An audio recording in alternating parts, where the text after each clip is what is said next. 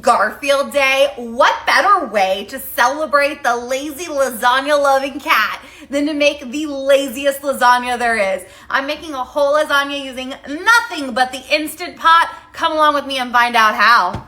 We're gonna pretend like the pajamas are part of the lazy Garfield inspiration. Not that I'm already in my pajamas at 5 o'clock. We start by putting our Instant Pot on the saute setting and heating up a drizzle of olive oil. I am loving this one right now. And then adding in a pound of ground turkey and breaking it up as it browns. While we're browning our ground turkey, we're gonna add in some garlic powder and some Italian seasoning.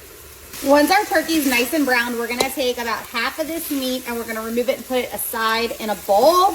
Then the other half we are going to kind of spread out across the bottom. We're gonna turn off that saute mode. Now you're gonna wanna add some water to this bottom layer, just enough to kind of coat the bottom so you can avoid that burn notice. Now we're gonna take lasagna noodles, we're gonna break them up into halves or thirds depending, and layer over the ground beef. They do not have to be perfect.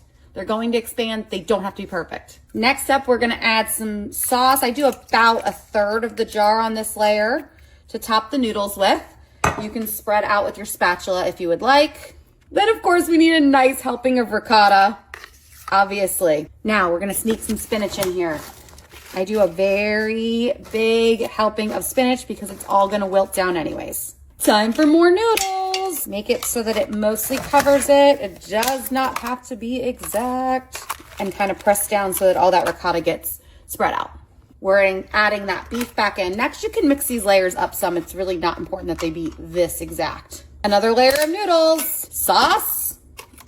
About another third of our jar. Healthy helping of ricotta. The rest of my spinach. Time for another layer of noodles. It's not gonna be the prettiest lasagna, but it promise it tastes delicious. Push it down to kind of spread out that ricotta some. Yeah. Rest of the sauce along the top.